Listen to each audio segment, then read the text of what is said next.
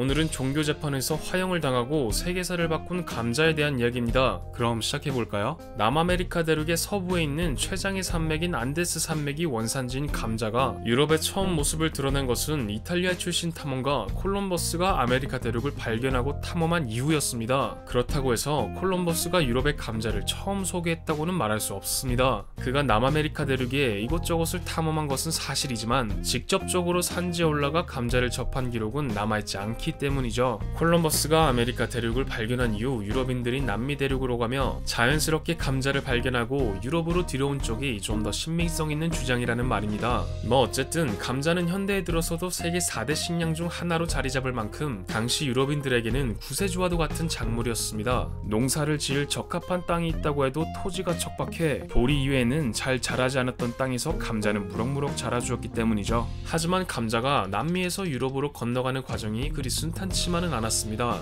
뭉툭하고 흙먼지에 뒤덮여 있는 감자를 처음 접한 유럽인들은 아메리카 대륙에서 온 이상한 작물이라며 선뜻 받아들이려 하지 않았죠. 그도 그럴 만한 것이 당시 유럽인들은 대부분 땅속에서 열매를 맺는 채소로 무와 같은 뿌리 채소를 키웠지 감자와 같은 덩이 뿌리 식물은 듣도 보도 못했기 때문입니다. 유럽의 농경지대는 지중해성 기후로 겨울에는 상대적으로 많은 비가 내리고 여름에는 건조한 편이라 주로 식물은 비가 내리는 겨울 동안 생장했으니까요. 이처럼 감자라는 작물을 처음 접한 유럽인 중에는 실수로 감자가 아닌 감자싹과 초록색으로 변한 부분을 먹은 사람도 많았습니다. 그러자 독에 중독되어 쓰러지는 사건이 잇따라 발생했죠. 여러분도 아시다시피 감자는 독이 있는 식물입니다. 보통 싹이나 초록색으로 변색한 부분에 솔라닌이라는 독성분이 있죠. 솔라닌을 섭취할 경우 현기증이나 구토를 유발하는 등의 심각한 중독 증상을 일으킵니다. 충격적인 사실은 치사량이 겨우 400mg에 지나지 않는다는 점이죠. 어쨌든 16세기 유럽에 감자가 전파된 이후 감자를 먹고 중독되는 사건이 계속해서 일어나자 감자는 독이 있는 식물이라는 꼬리표가 붙었습니다. 게다가 울퉁불퉁한 모양 때문에 감자를 먹으면 한센병에 걸린다는 미신이 유럽 곳곳에 퍼지기도 했죠. 더군다나 감자는 성서에 나오지 않는 식물이었습니다. 성서에서 하나님은 씨앗으로 번성하는 식물을 창조했다고 하는데 감자는 씨앗이 아닌 덩이줄기로 번식하다 보니 유럽인들의 눈에 이상하게 보이는 것은 어찌 보면 당연한 일이었죠. 이렇듯 서양인들은 대부분 성서가 언급하지 않는 식물에 대해 반감을 품고 꺼렸습니다. 게다가 감자는 당시 마녀가 사용한다는 풀로 악명이 높았던 유독성 식물 벨라돈나나 사리풀과 같은 가집과 식물의 일종이었기 때문에 한동안 악마의 식물로 불리는 불쌍한 처지가 되었죠.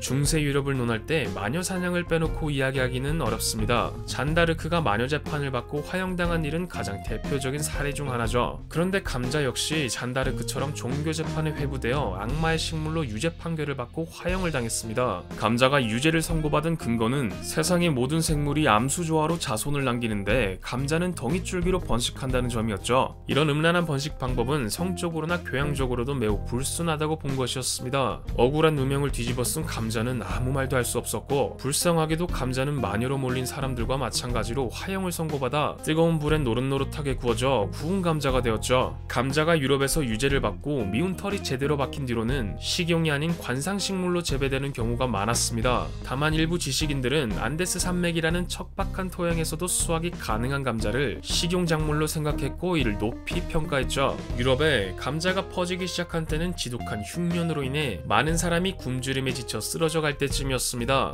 척박한 땅에서도 잘 자라는 감자를 식량으로 이용하기 위한 도전을 시작한 것이죠. 그렇다면 악마의 식물로 낙인 찍혀 아무도 먹으려 하지 않았던 감자를 누가 보급할 생각을 했던 것일까요? 악마의 식물을 보급하기 위해 힘쓴 인물은 바로 영국 여왕 엘리자베스 1세였습니다. 그녀는 여왕인 자신이 직접 나서면 모든 국민이 자신을 따르게 되리라는 생각에 과감히 실천에 옮긴 것이었죠. 엘리자베스 1세는 먼저 상류층 사이에 감자의 유용함을 알리기 위해 감자 파티를 열었습니다. 이 파티에 참석한 인물들은 주로 귀족과 정치가들이라 이들이 감자를 맛있게 먹으면 대중도 따라서 먹으리라는 생각이었죠. 그녀의 영리한 시도는 좋았으나 전혀 예상치 못한 방향으로 흘러가 끔찍한 상황이 벌어졌습니다. 감자의 독특한 특성을 몰랐던 요리사가 감자잎과 줄기를 모두 사용해서 요리하는 바람에 감자 요리를 먹은 귀족들은 물론이고 엘리자베스 1세까지 솔라닌 중독으로 하마터면 죽을 뻔한 거죠. 이 모습을 지켜본 대중은 감자가 감자였네 식의 반응을 보였습니다. 결과적으로 여왕의 의도와는 반대로 영국인들은 감자를 더욱 기피하게 되었고 감자가 유럽으로 들어온 16세기 이후 수백 년이 지난 19세기에 접어들어서야 비로소 식량으로 이용할 만큼 감자 보급은 오랜 시간이 걸렸죠. 18세기 프로이센, 즉 독일의 국왕인 프리드리히 2세 또한 감자를 보급하기 위해 무척이나 애를 썼습니다. 당시 프로이센은 7년여 년 동안 벌어진 전쟁으로 인해 국토가 황폐해지고 식량이 부족해져 군사력 저하라는 위기 상황에 맞닥뜨려 있었죠. 이에 프리드리히 2세는 그동안 가축 사료로만 사용해온 감자를 모든 국민의 식탁에 올리기 위한 작전을 짜냈습니다. 먼저 그는 날마다 전국 각지를 돌며 사람들이 꺼내는 감자를 맛있게 먹는 연기를 했죠. 또 그는 감자가 얼마나 중요한 작물인지를 보여주기 위해 감자밭에 군대를 배치해 경계를 서게 했습니다. 국민들의 호기심을 자극하기 위한 조치였죠. 하지만 아쉽게도 프리드리히 2세의 노력에 대한 부산물은 형편없었습니다. 앞서 말한 성서에 나오지 않는 악마의 식물이라는 낙인이 가장 큰 방해물이었죠. 아무튼 자신의 명령이 먹히지 않고 노력이 수포로 돌아간 데 단단히 화가 난 프리드리히 2세는 급기야 농민들이 강제로 감자를 재배하도록 명령을 내렸습니다. 심지어 명령에 따르지 않는 자를 체포해 귀와 코를 자르는 등의 무거운 형벌을 내렸죠. 그럼에도 불구하고 감자 보급이 기대했던 대로 효과를 거두지 못하자 프리드리히 2세는 국리 끝에 한 가지 묘안을 떠올렸습니다. 바로 앞으로 이 나라에서 감자는 왕과 귀족만 먹을 수 있다 라는 포고를 내리는 것이었죠. 엘리자베스 1세가 주최한 감자 파티와 비슷했던 이 아이디어는 매우 성공적이었습니다. 결과적으로 프리드리히 2세의 끈질긴 노력 덕분에 독일은 다른 유럽 국가들보다 훨씬 빠르게 감자를 대중에게 보급하는 데 성공했고, 훗날 감자는 독일 전역으로 퍼져 주요 식재료 중 하나로 자리 잡았죠. 한편 영국에서는 앞서 말했듯 엘리자베스 1세의 솔라닌 중독으로 인해 다른 나라들보다 감자 보급이 훨씬 느려졌습니다. 영국인들이 본격적으로 감자를 먹기 시작한 때는 19세기에 들어서면서부터였죠. 다만 잉글랜드 북부의 아일랜드에서는 감자 보급이 빠르게 이루어졌습니다. 실제로 아일랜드에 감자가 보급된 시기는 17세기 무렵이었죠. 아일랜드의 척박한 땅에서도 잘 자라는 감자가 소중한 작물로 대접받으며 널리 퍼져나갔던 것입니다. 덕분에 아일랜드의 인구는 19세기 초 300만 명에서 800만 명까지 크게 늘어났죠. 하지만 아일랜드의 행복과 평화는 그리 오래가지 못했습니다. 1840년대 들어서면서 아일랜드 전역에 감자 역병이 창궐해 극심한 흉작이 이어졌기 때문이죠. 당시 아일랜드에서의 감자는 주식으로 완전히 자리 잡은 상태였기 때문에 막대한 피해가 잇따랐습니다. 결국 대기근이 닥쳤고 무려 100만 명에 달하는 사람들이 굶주림에 지쳐 쓰러져갔죠. 감자 역병 원인은 감자의 증식 방법에 있었습니다. 감자는 영양번식 개작물로 씨감자를 심어 키우는데 그 과정에서 증식이 일어난 것이죠. 문제는 아일랜드에서 전국적으로 수확량이 많은 단일 품종을 택해 감자를 재배한 데 있었습니다. 품종이 하나밖에 없다는 사실은 그 품종이 역병이 걸릴 경우 빠른 시일 내에 아일랜드 전역에 퍼져 모든 감자가 치명적인 병에 걸릴 위험성이 있다는 의미이기도 했죠. 이웃나라인 영국에서는 아일랜드 사람들이 비참하게 죽어나가는 동안 강 건너 불구경하듯 무심하게 대응했습니다. 당시 영국은 아일랜드를 동등한 자격의 이웃나라로 보기보다는 속국으로 간주했기 때문이죠.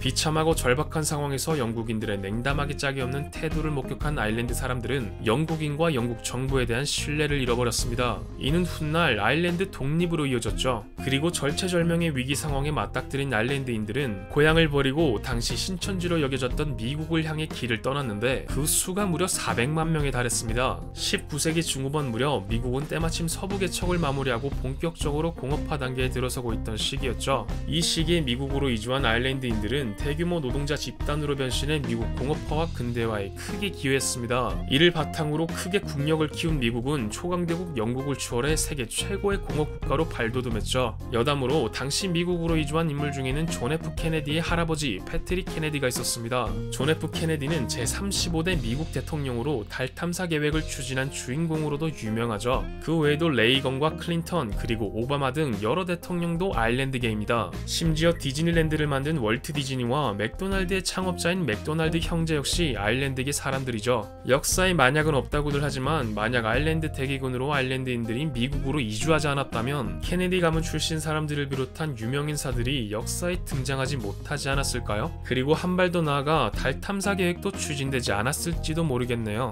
즉 감자라는 평범한 식물이 미국 역사는 물론이고 세계사를 송두리째 바꿔놓은 셈이라는 말이죠. 종교 재판에 회부되어 잔다르크처럼 장렬히 화형당하고 세계사를 바꾼 감자 이야기, 이번 편은 여기까지입니다.